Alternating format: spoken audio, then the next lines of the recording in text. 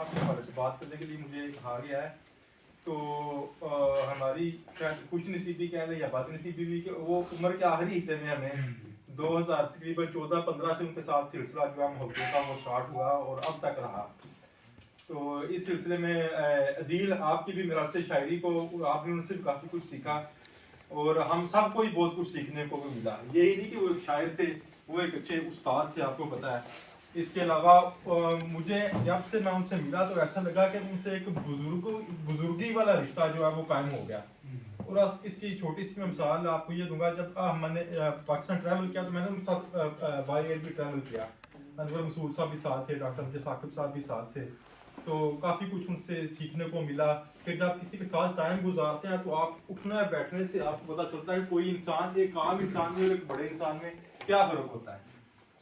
تو شاعری کی ان کی میں آپ کو ایک چھوٹی سی بات بتاتا ہوں کہ ایک دفعہ جب کوپن میں پہلی دفعہ آئے اور مشاعرہ ہو رہا تھا تو ہمارے ادھر ہی جو بڑا بندہ ہوتا ہے اس کی نشانی ہوتی ہے وہ سکھاتا بھی اور اپریشیٹ بھی کرتا ہے. تو ہمارے کامران اعظم بھائی جب اسٹیج پہ آئے اور انہوں نے اپنی شاعری کا آغاز کیا تو امجد اسلام میں ساتھ ہی بیٹھا ہوا تو امجد صاحب نے مجھے کہا کہ یہ اب شاعری میں وزن آیا ہے, اب شاعری میں وزن آیا ہے. تو یہ ایک کامران بھائی آپ کے لیے تھا اور میرے لیے وہ لمحہ ایسا تھا کہ وہ آپ کی وہ شاعری اور آپ کا وہ امیج وہ جب بھی میں آپ فیس بک پہ دیکھتا ہوں تو وہ میرے ذہن میں آ جاتا ہے.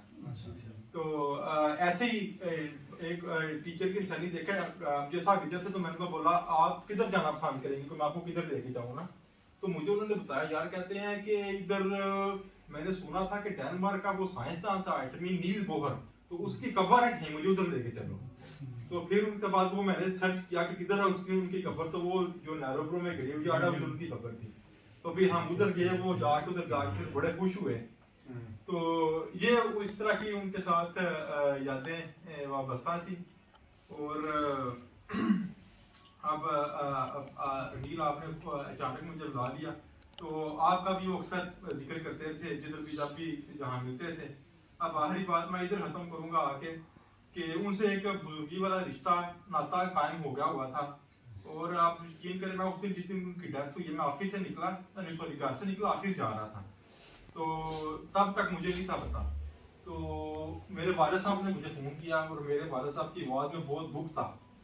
اور میرے والد صاحب نے مجھے ایسے لگا کہ شاید کوئی ہمارا بڑا اپنا قریبی فوت ہوگا یا کچھ ہوا ہے. تو میرے والد صاحب نے بولا بنایا کہ امجد صاحب کی وفات ہو گئی ہے. تو میرے لیے ان کا ایک درجہ ذیلی بات ہے ایک باپ کا ٹیچر کا میرا ہے ہم سب کے لیے ہی ان کے ساتھ اس طرح کا رشتہ تھا.